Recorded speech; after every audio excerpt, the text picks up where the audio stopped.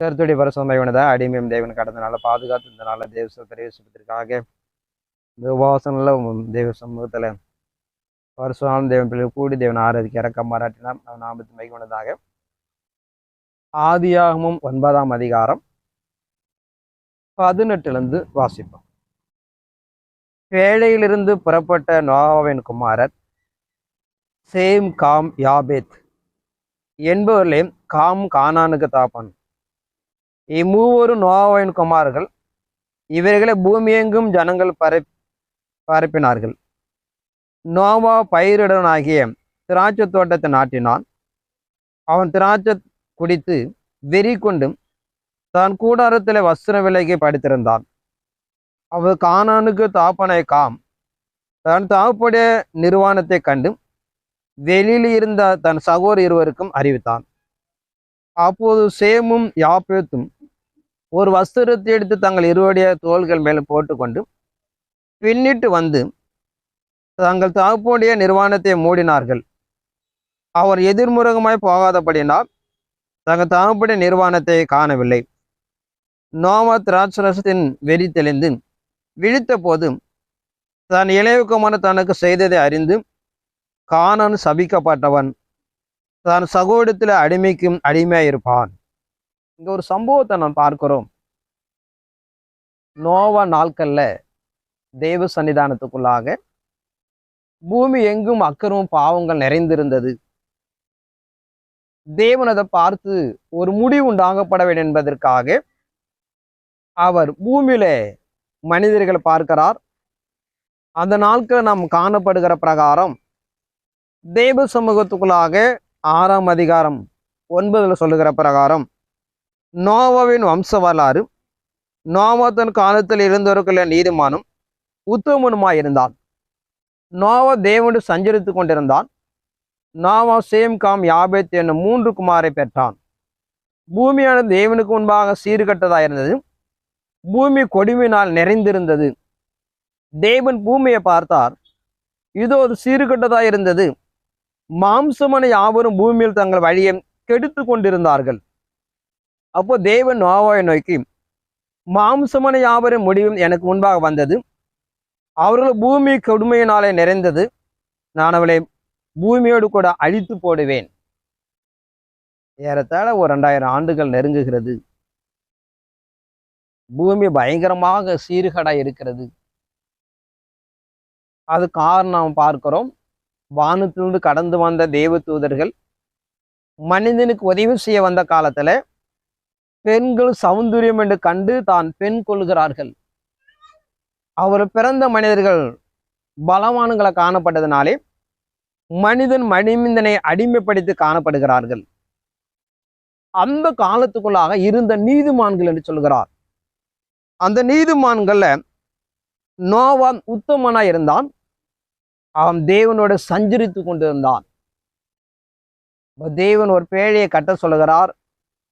அந்த பேழை மூலியமாக தன் குடும்பங்களை காப்பாற்றி தண்ணீர் வடியை செய்து மீண்டும் என்ன பண்றான்னு பார்த்தீங்கன்னா, பொதுவாக அங்கே நிலையை புரிந்து கொள்ளப்பட வேண்டும். நோவா அந்த பூமி அழிக்கப்பட்ட கர்த்தர் சொன்ன பிறகு தண்ணி வடிந்த பிறகு அவன் வாழ்வதற்கு ஒரு கூடாரம் போடணும். அதனால என்ன பண்ணியிருப்பான்னு பார்த்தீங்கன்னா, அங்கே போய் தண்ணி வடிஞ்ச பிறகு மாடி வீடெல்லாம் கட்ட முடியாது. ஒரு டென்ட் அடித்து தான் போட முடியும். அதுக்கு தகுந்தான ஏதாவது 4-5 கழி, ஒரு பாய். ஏன்னா மொத்தம் 8 பேர் இருக்கிறாங்க. அந்த 4 குடும்பம் என்பதனால் 4 டென்ட் இருந்திருக்கும். அதெல்லாம் ஆரம்பத்தில் ஒரு டென்ட் கூட இருந்திருக்கலாம். இப்படிப்பட்ட ஒரு டென்ட்டை தான் நடைமுறைப்படுத்தியிருப்பார். அப்படி நடைமுறைப்படுத்தின பிறகு அது தண்ணி படிஞ்ச பிறகு நோவா என்ன பண்றான்னு பார்த்தீங்கன்னா, அவரு திராட்சை எப்படியாக பயிரிட போகிறார். அவரு பயிரிடப்படும் போது திராட்சை ரசம் பொதுவாக உங்களுக்கு தெரியும், அது உடனே சாப்பிட்டா ஒன்றும் பண்ணாது. அதை வச்சு இந்த புளிப்பு ஏறினா லேசாக போதை ஏறும். இப்போ அங்கே அது பறிச்சு வச்சுருந்துருக்கிறாரு. அது சப்போஸ் சாப்பிடும்போது 2-3 நாள் வைத்துன்னு சாப்பிடும்போது கொஞ்சம் புளிப்பு ஏறி இருக்கும். இதுதான் நடந்திருக்கும். அப்போ புளிப்பு ஏறதுனால கொஞ்சம் போதை உண்டானதுனால அவர் என்ன பண்ணியிருக்கிறாரு, படுத்து இருக்கிறார். அவருடைய வஸ்திரம் விலகி இருக்கிறது. அப்ப இரண்டாவது மகனாகிய காமு போய் பார்க்கறான், தான் தகப்பன் நிர்வாணமா துளி விலகி இருக்கிறது. அவன் என்ன செய்திருக்கணும்? பொதுவா பார்த்தீங்கன்னா, அவன் அந்த துணி எடுத்து போட்டு வந்திருக்கணும். அவன் எடுத்துட்டு போடாம என்ன பண்ணான்னு பார்த்தீங்கன்னா, வந்து தன்னுடைய சகோதரர்கிட்ட சொல்றான். அவர்கள் தான் ஒரு துணி எடுத்து பின்னிட்டு பார்த்து போய் அதை மூடி வந்தார் பார்க்கிறோம். இது கிறிஸ்துவ மண்டலத்துல பலவிதமா பிரசங்கித்துக் கொண்டிருக்கிறார்கள். ஒரு பெரிய டாக்டர் கிட்ட ஒருத்தன் சொல்லிட்டு இருப்பான். அவன் அதை என்ன சொல்றான்னு பார்த்தீங்கன்னா, அவன் போய் அதாவது ஆண் புணர்ச்சி பண்ணிட்டான், அதனால்தான் நோவா அவனை சபித்தார் என்று சொல்லப்படுறான். ஒரு அதான் வேதத்தில் இல்லாத ஒரு நிகழ்வு, ஒரு அருவருப்பான ஒரு செய்தி ஜனங்கள் மத்தியில் இப்படி பிரசங்கிக்கிறார்கள். இறைமார்க்கு என்பது நான் புரிந்து கொள்ளப்படாம இன்னைக்கு அதுவும் 4 பேர் கை தட்டுறான். வேதம் இங்க தெளிவா நமக்கு எழுதியிருக்கிறது ஒரு விஷயங்கள். 2 பிள்ளை குமாரர்கள் ஒரு துணி எடுத்து பின்புறமா கொண்டு போயிட்டு தன் தகப்பன் நிர்வாணத்தை மூடினார்கள் என்று சொல்லி. ஆனா இறைமார்க்கு நடைமுறைப்படுத்துகிற பிரகாரம் நீங்கள் பார்த்தீங்கன்னா, அங்க செய்கிற இந்த நிகழ்வு என்னன்னு பார்த்தீங்கன்னா, அதுல ஒரு பெரிய வீடு கிடையாது. அதான் நாம் மையப்படுத்துகிறோம். ஒரு கூடாரம். நோவு கொடுத்து என்ன சாட்சின்னு பார்த்தீங்கன்னா, தேவனோட சஞ்சரித்திருந்த ஒரு மனிதன், ஒரு சாதாரண மனிதன் கிடையாது. 2வது அவன் அந்த மனிதர் சொல்லுகிற பிரகாரம் அவரெல்லாம் குடும்பத்துல இருக்கிறாங்க. அந்த மனிதன் சொல்லுகிற பிரகாரம் அங்க ஒரு தப்பு நடப்பதற்கு நிச்சயமும் வாய்ப்பே கிடையாது. இப்படி கிறிஸ்தவ மண்டலத்துக்குள்ளாக ஏதோ ஒரு பெரிய நிகழ்வு கடவுள் வந்து அதை வந்து எழுதாம இருக்கிறதெல்லாம் சொல்லுவதற்கு வாய்ப்பு கிடையாது. இதை விட மோசமான நிகழ்வு வேதத்தில் எழுதியிருக்கிறது. நம்ம ஆதியாமத்துல பார்த்தீங்கன்னா, லோத்துடைய குடும்பத்துல பார்க்கிறோம். தான் மனைவி இறந்து போகிறாள், 2 பெண் பிள்ளைகள் இருக்கிறாங்க. 10வது அதிகாரத்தில் பார்க்கிறோம். அப்போ அவருக்கு போய் திருமணம் செய்து கொள்ள விரும்பாமல் தன் தகப்பனிடத்த ஒரு பிள்ளை பெற்றுக்கொள்றாங்க. இப்படிலாம் கூட எழுதியிருக்கு. அதை விட ஒரு பெரிய நிகழ்வு கிடையாது. இங்க வேதத்துல ஏதோ மறைச்சு எழுதுவதற்கு அவனு கிடையாது. ஏன்னா நோவா ஒரு பெரிய நீதிமான், அவன் தேவனோடு சஞ்சரித்து கொண்டிருந்தான். ஆதியாகமம் 19ஆம் அதிகாரம் 31 வாசிப்போம். அப்போது மூத்தவன் இளையவளை பார்த்து, நம்முடைய தகப்பன் முதிர் வயதானார், பூமியெங்கு நடக்கிற முறைமையின்படி நம்மோடு சேர பூமியில ஒரு புருஷன் இல்லை, தம்முடைய தகப்பன் சந்ததி உண்டாகும்படிக்கும் அவருக்கு மதிவை குடிக்க கொடுத்து அவரோட சாயணிப்போம் என்று எல்லாம் வேதத்தில் எழுதியிருக்காரு. இதை விட ஒரு பெரிய நிகழ்வு ஒண்ணு கிடையாது நோவா நாட்கள்ல.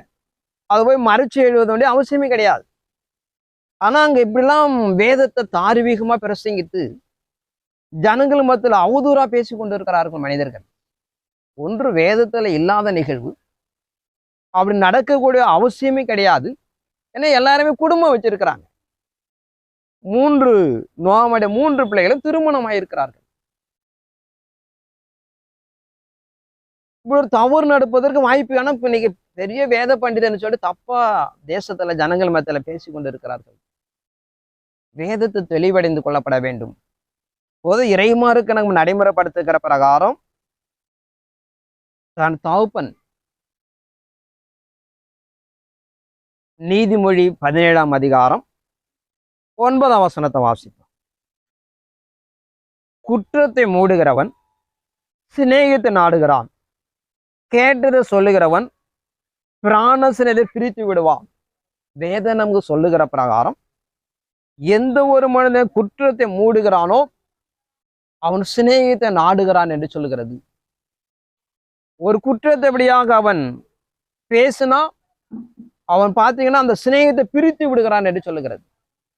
அதனால வேதம் நமக்கு நடைமுறைப்படுத்துகிற பிரகாரம் 2 நிலைகளை நாம் பார்க்க, ஒரு குற்றத்தை எந்த ஒரு மனிதன் மூடுகிறானோ அவன் சிநேகித்தை நாடுகிறான்.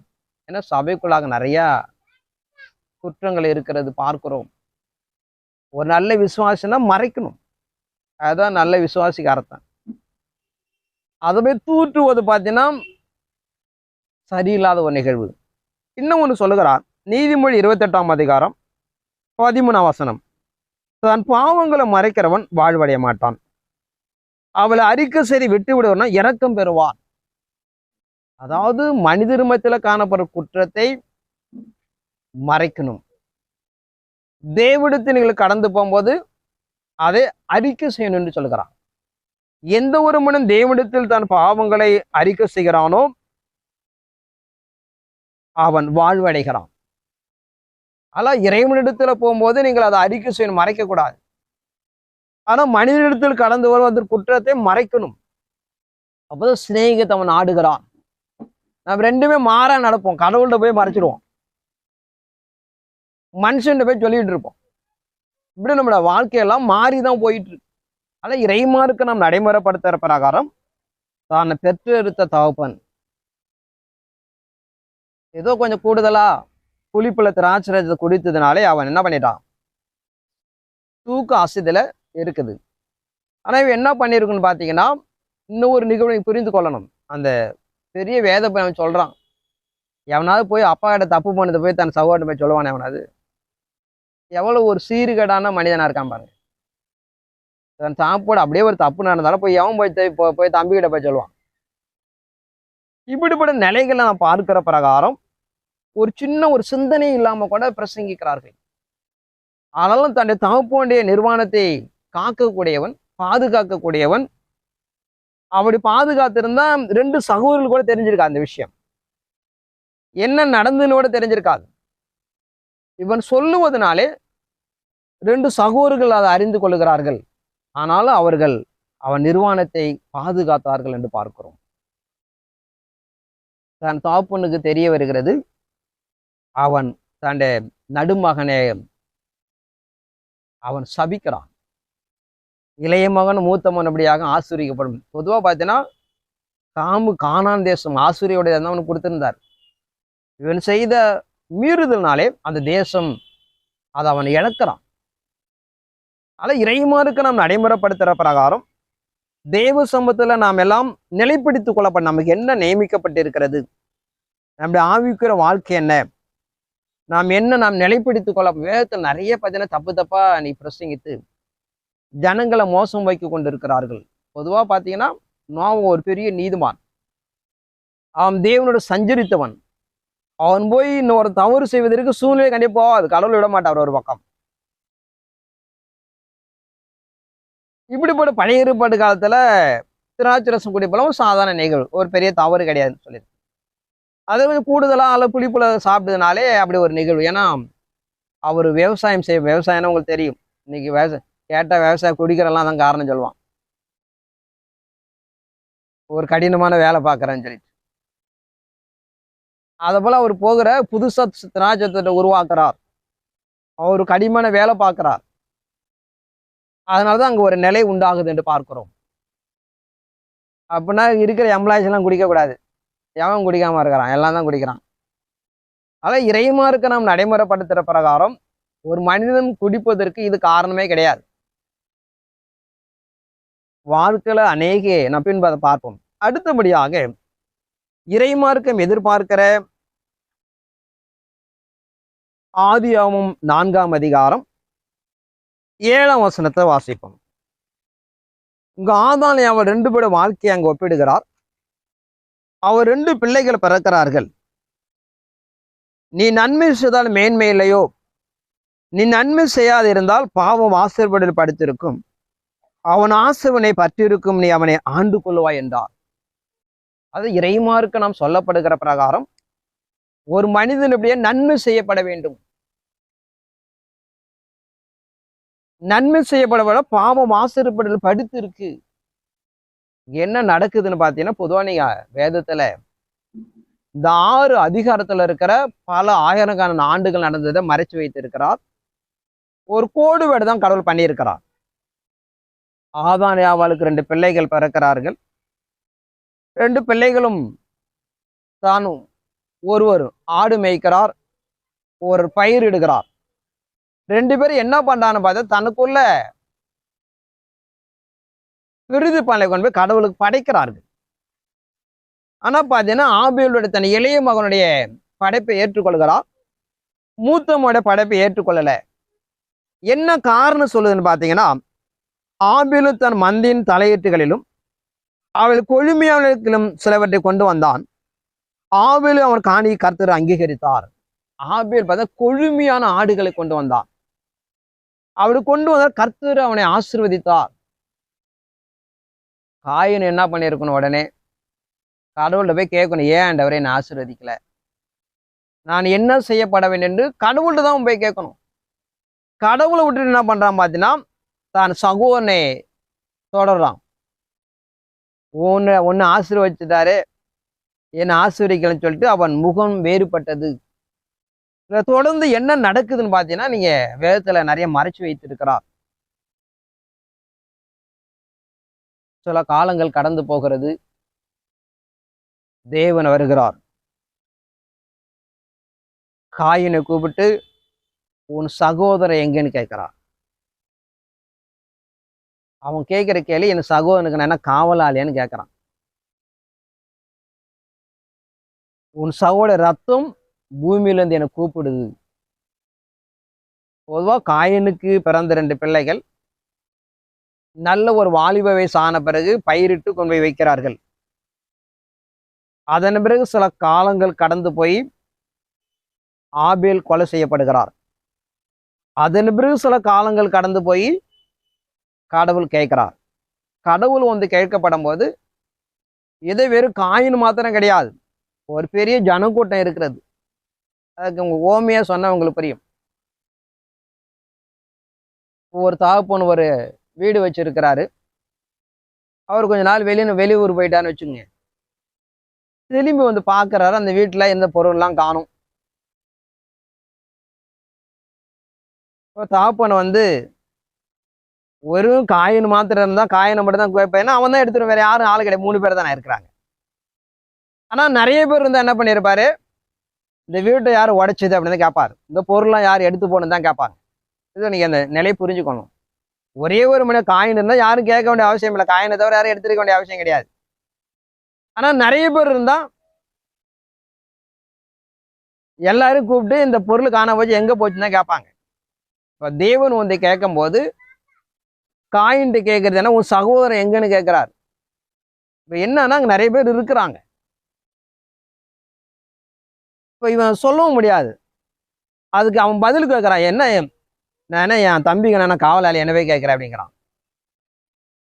அதற்கு அடுத்த பதில் கேட்கிறார், அவனுடைய ரத்தம் பூமி நோக்கி என் கூப்பிடுதுன்னு சொல்லிட்டு. ஆக விஷயம் தெரிஞ்சிச்சு. ஏன்னா இப்ப நான் ஒரு குற்றம் பார்த்தீங்கன்னா, ஒரு தனி மனிதனை கேட்கும்போது உண்டு இல்லைன்னு சொல்லிட்டு போயிடுவான். ஒரு தனி மனிதனுக்கு போய் அவனை விசாரிக்க வேண்டிய அவசியம் இல்லை. வேற யாரும் இல்லைன்னா அந்த தாப்பன் என்ன பண்ணியிருப்பான், காயினை தவிர யாரும் இவன் தான் எடுத்திருப்பான் என்று அங்க சொல்ல முடியும். இப்படிப்பட்ட நிலைகள் அங்க ஒரு குரூப் இருக்கிறாங்க. இப்போ நாம தான் கொலை செஞ்சோன்னா அவங்க எல்லாருக்கும் தெரிஞ்சிடும். அதனாலதான் கேள்வி கேட்கறான். அவனை பத்தி எனக்கு என்ன தெரியும்? அப்ப சொல்லுகிறான், அவன் ரத்தம் கூப்பிடுது.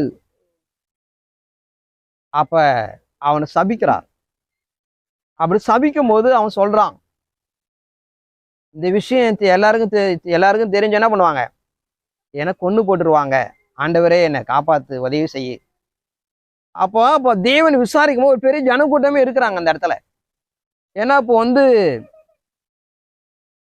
காயின் தான் கொலை செஞ்சுட்டான்னு தெரிஞ்சிருந்தா இதை போய் எல்லார்ட்டும் சொல்லப்படும் போது என்ன ஆயிடுவாங்க, காயின் மேல கோபம் கொண்டு அவங்க எல்லாம் கொண்டு போட்டுருவாங்க இவனை. அப்போ அவன் கெஞ்சுக்கிறான், ஆண்டவரே எனக்கு ஒரு அடையாளத்தை போடு. அப்ப கேட்கப்படும் போது பாத்தீங்கன்னா ஏதோ ஒரு சிலர் இருக்கிறான் கடவுள் விசாரிக்கும் போது. அது மாத்திரம் இல்லாம ஏதோ தொடர்ந்து ஒரு பெரிய ஜனக்கூட்டம் இருக்கு. அப்படி இருப்பதனாலதான் அவன் கேட்கறான், இந்த காரியம் தெரிஞ்சிடும். 3 பேர் இருந்தா யாருக்கும் தெரிய வேண்டிய அவசியம் கிடையாது. அப்பா அம்மா போய் எதுவும் பண்ண முடியாது. அவ தெரிஞ்சிடும் என்பதனால அவன் அப்போ தேவனை விசாரிக்க ஒரு சில காலகட்டத்துக்கு பிறகு விசாரிக்கிறார். ஒரு பெரிய ஜனக்கூட்டம் இருக்கிறது. அப்படி இருப்பதனால அவங்களை கொன்னுடுவாங்க அப்படின்னு ஒரு அடையாளத்தை போடு என்று சொல்லப்படுகிறது. அந்த வசனத்தை வாசித்து நாம் கடந்து சொல்லுவோம். அதற்கு அவர் என்ன செய்தார், உன் சகோதர ரத்தத்தின் சத்தம் பூமியிலிருந்து எனக்கு கூப்பிடுகிறது. இப்போது உன் சகோதர ரத்தம் உன் கையில வாங்கி கொள்ள தன் வாயை திறந்த இந்த பூமியில் சபிக்கப்பட்டிருப்பாய். நீ நிலத்தை பயிரிடும் போது அது தன் பலனை உனக்கு கொடாது. நீ பூமியில் நேற்று அலைகிறவனாய் இருப்பாய். அப்போது காயின் கர்த்தரை நோக்கி, எனக்கிட்ட தண்டனை என்னால் சகிக்க முடியாது. இன்று என்னை இந்த தேசத்திலிருந்து துரைத்து விடுகிறீர். நானும் ஒரு சமூகத்துக்கு விலகி மறைந்து பூமியில நிலையற்று அலைகிறவனாய் இருப்பேன். என்னை கண்டுபிடிக்கிறவன் எவனும் என்னை கொன்று போடுவான். அப்ப நிறைய பேர் இருந்தாதான் அவனை கண்டுபிடிக்க முடியும். வெறும் காயனும் ஆதானியாவலை மாத்திரம் இருந்தா அவனை யாரும் கொல்ல வாய்ப்பு கிடையாது. அதாவது தேவன் நாங்க நியாயம் விசாரிக்கப்படும் போது ஒரு ஜனக்கூட்டமே இருக்கிறாங்க. ஏன்னா இப்ப காயன் திருமணம் செய்கிறார், ஒரு பெரிய கூட்டம் இருக்கு வம்ச வரலாறுல பாத்தீங்கன்னா. அதான் தேவன் விசாரிக்கும் போது ஒரு பெரிய கூட்டம் இருக்கு. அப்பதான் வந்து விசாரிக்கிறான். என்னை கண்டுபிடித்து என்ன பண்ணுவான், என்னை கொண்டு போட்டுறாண்டவரே. அவ கர்த்தர் அவனை நோக்கி காயினை கொள்கிற எவன் மேலும் 7 பழி சுமர் என்று சொல்லி காயினை கண்டுபிடிக்கிறவன் எவனும் அவன் கொன்று போடாதபடி கர்த்தர் அவன் மேல் ஒரு அடையாளத்தை போட்டார். அடையாளம்னா என்ன பண்ணுவீங்க, ஏதோ ஒரு சிலுவை போட்டு விட்டாலும் சொல்ல முடியாது. ஒரு பிளஸ் போட்டா அவர் டிக் பண்ணாலாம் கிடையாது. என்ன அடையாளம் அப்படின்னு பார்த்தீங்கன்னா, காயினை இப்போ நீங்கள் அடையாளத்தை பார்ப்போம். நீங்கள் ஒரு ரயில்வே கேட்டுக்கிட்ட போனீங்கன்னா ஒரு ஏணி போட்டிருப்பாங்க. போனால் என்ன ஆகுது, இது ட்ரெயின் ரோடு, நீ பார்த்து போகணும் 2 பக்கமும். இல்லைன்னா ட்ரெயின் என்ன பண்ணிடும், ஒன்று அடித்து போட்டுட்டு போயிடும். ஒரு மின்சார டிரான்ஸ்ஃபார்மர் பண்ணால் ஒரு எலும்பு கூட வச்சுருப்பாங்க. அதுக்குள்ளே என்ன இருக்குது, இறண்டு தொட்டினா நீ செத்து போடுவ. ஒரு ஸ்கூல் பார்க்க பார்த்தீங்கன்னா ஒரு பையன் ஒரு பேக்க மாட்டு ஓடுற போல இருப்பாங்க. இந்த பக்கம் என்ன போகுது, பள்ளிக்கூடம் இருக்கான்னு பார்த்து டிரைவிங் பண்ணு. இப்படி ஒரு அடையாளத்தை போடுவது போல இவனுக்கு என்ன அடையாளம் போட்டார், எந்த ஒரு மனிதனே காயினை கொல்லுகிறானோ அவனை 7 பழி அப்படின்னு பார்த்தீங்கன்னா, காயினை எவன் கொல்லுகிறானோ அவனை சார்ந்து எத்தனை பேர் சாகணும், 7 பேர் கொல்லப்படணும். அப்போதான் எவனும் தொடமாட்டான். அப்போ எந்த ஒரு மனிதன் காயினை கொல்லுகிறானோ, ஒரு உதாரணம் பார்த்தீங்கன்னா, இப்போ ஒரு குடும்பம் இருக்கு. இப்போ ஒரு 4-5 பிள்ளை அப்பாவுக்கு கூட சொல்றாரு, இந்த பொருளை தொட்ட உன்ன என்ன பண்ணுவேன், கொன்னுடுவேன். அப்ப என்ன பண்ண மாட்டான், தொட மாட்டான், பயந்துட்டு அப்பா கொன்னுடுவாருன்னு சொல்லிட்டு. அதே போல காயினுக்கு என்ன வாக்கு கொடுக்குறான்னு பார்த்தீங்கன்னா, எந்த ஒரு மனிதன் காயினை கொல்லுகிறானோ அவனுக்கு 7 பழி சுமர் அப்படின்னு சொல்லிட்டு. அவனுக்கு நீ பார்த்தீங்கன்னா வேதத்தில் இருக்கும், ஒரு ஆடை திருட்டான்னு என்ன பண்ணோம், அவனுக்கு 4 ஆடு திருப்பி கொடுக்கணும். அதே போல ஒருவன் எவன் காயினை கொலை செய்கிறானோ அவன் 7 பழி தீர்க்கப்பட வேண்டும். ஏன்னா அப்படி சொன்னாதான் அவன் பயப்படுவான். சாதாரணமா சொன்னா சாதாரணம் என்ன பண்ணிடுவாங்க, பழி தீர்த்துட்டு போயிடுவான். இப்போ காயினை யாரு கொள்றாங்களோ 2 அடி அடிப்பாங்கன்னா 2 அடி தானே வாங்கலான்னு சொல்லிட்டு என்ன பண்ணிடுவாங்க, அவனை கொண்டு போட்டு போயிடுவாங்க.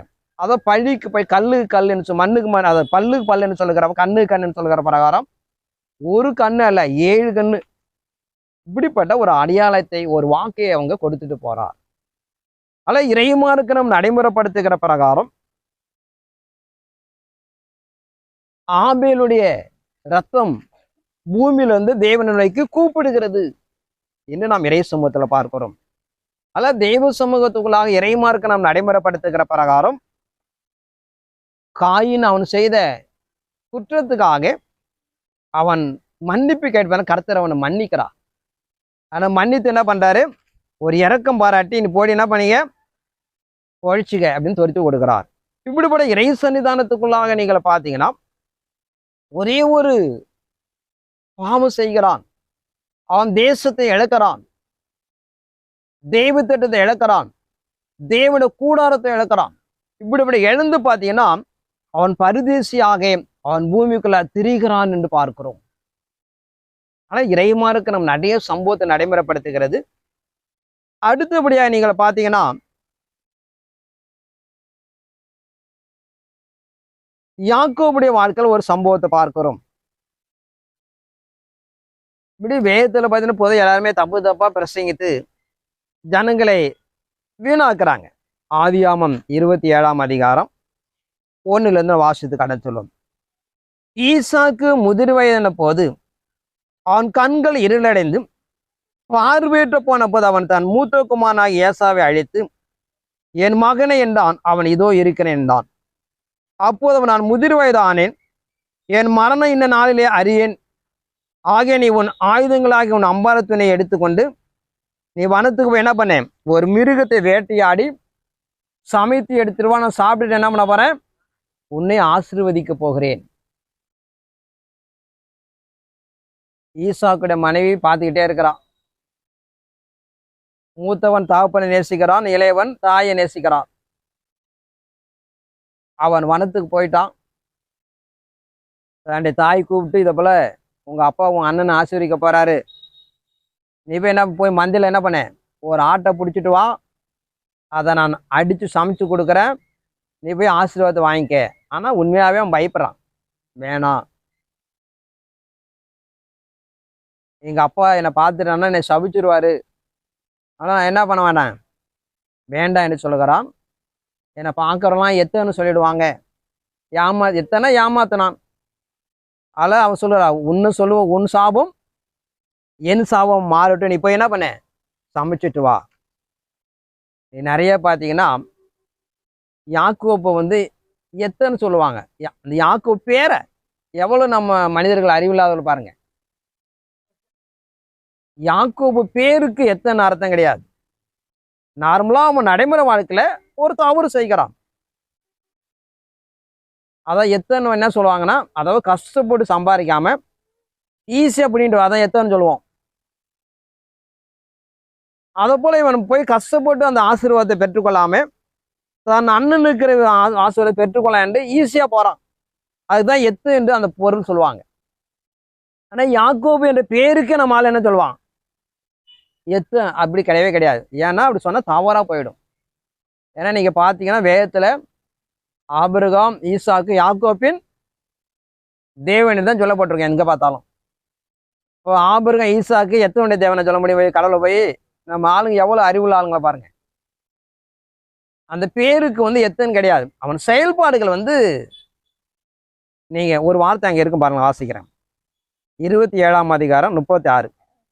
அப்போது அவன் பெயர் யாக்கோப்பு என்னப்படுவது சரியல்ல, இதோடு 2 தடவை என்னை மோசம் வைக்கினான், என் சேஷபுத்திர பாகத்தை எடுத்துக்கொண்டான், இதோ இப்போது என் ஆசீர்வாதத்தை வாங்கி கொண்டான், நீ எனக்கு ஒரு ஆசீர்வாதத்தை வைக்கவில்லை என்று கேட்கிறான்.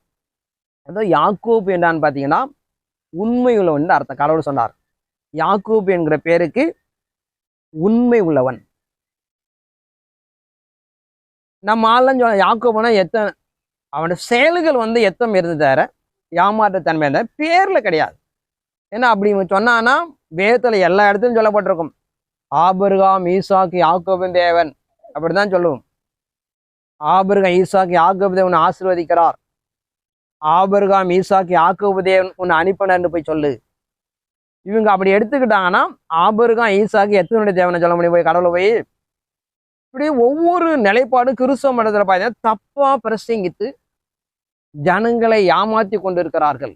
ஏன்னா இறைமாருக்கு நம்ம நடைமுறைப்படுத்துகிற பிரகாரம் சேம், காம், யாப்பத் இந்த 3 பிள்ளைங்கள் பார்த்தீங்கன்னா காம் தன் தகப்பனுடைய நிர்வாணத்தை காக்கக்கூடியவன். அவன் தான் அந்த கூடாரத்தை போய் பார்க்கிறான். அதெல்லாம் நம்ம விளக்கம் பார்த்தோம். ஒரு சின்ன டென்ட் தான், அதில் தான் குடியிருக்கிறாங்க அந்த வெள்ளம் வடிந்த பிறகு. அப்போ அவன் திராட்சை ரசம் போய் பயிரிடுகிறான். அதனால கொஞ்சம் களைப்பு இருந்திருக்கு. அதுதான் அங்கே நடந்தது. என்ன பண்ணிடுறது, அவன் போய் தன்னுடைய தகப்பன் நிர்வாணத்தை காப்பாற்றி இருக்கணும். அவன் காப்பாற்ற போனதுனாலே அவன் சபிக்கப்பட்டான் என்று பார்க்கிறோம். ஆனால் இறைமார்க்கம் என்பது வேதாந்தத்தில் அப்படியாக 2 தன்மைகளை உருவாக்குகிறது. ஒன்று கடமை, இன்னொன்று பார்த்தீங்கன்னா நன்மை என்று பார்க்கிறோம். கடமை என்பது தன்னை சார்ந்தவர்கள் செய்வது கடமை. நன்மை என்பது மற்றவர்கள் செய்கிற விஷயத்த நம்ம நன்மை என்று சொல்லுகிறோம். இப்படிப்பட்ட நிலைகளை இறைமார்க்க நம்ம நடைமுறைப்படுத்துகிற பிரகாரம் தன் தகப்பனுடைய நிர்வாணத்தை, தகப்பனுடைய மானத்தை காப்பாற்றக்கூடிய காம் அவன் அதை போய் தன் சகோதரர் சொல்லுகிறான். அதனால இப்போ தேவன் இப்படியாக நோவாவுடைய நாட்களில் நோவாமல் கொடுக்கப்பட்ட ஆசீர்வாதத்தை அவனுக்கு சாபமாக மாறினது என்று பார்க்கிறோம். அதனால் நம்ம கடமைகளும் நாம் கொடுக்கப்பட்ட செயல்களாம் சரியாக செய்யப்படும் போது நாம் ஆசீர்வதிக்கப்பட்ட சந்ததியாக காணப்படுவோம். அவனுக்கு செய்யப்படவிட்டால் நிச்சயமாக கானான் தேசத்துக்கு ஒரு பெரிய தகப்பனாக இருக்கிறான். அதை அவன் இழந்து போகிறான் என நம்ம அறிந்து கொள்ள வேண்டும். ஆனால் இறைமார்க்க நாம் சார்ந்து இருக்கிற நிறைய நீங்க பார்த்தீங்கன்னா, அப்பா அம்மாவுக்கு சோறு போட மாட்டான். அதெல்லாம் ஒரு சபிக்கப்பட்ட நிலைக்கு தான் சமம். தான் வயோதிக காலத்துல தான் பெற்றோர்களை பராமரிப்பது, தான் அதுதான் பிள்ளைகளை பெற்றெடுக்குது. இப்படிப்பட்ட நிலைகளை நாம் உருவாக்கப்படவிட்டால், நாம் நிச்சயமா சாபம் உண்டாகும். ஒரு சபிக்கப்பட்ட மனிதா மாறும் சூழ்நிலை உருவாகும். அல்ல இறைமாருக்கு நம்ம நடைமுறைப்படுத்துகிற பிரகாரம், ஏன்னா வேதத்துல 10 கட்டளைகள்ல ஒரு கட்டளை, உன் தாயின் தந்தையை கனம் பண்ணுவாயாக. அவனிகளை கனம் பண்ண விட்டால் நம்ம சாபம் உண்டாயிடும் என்று சொல்லுகிறது வேதம்.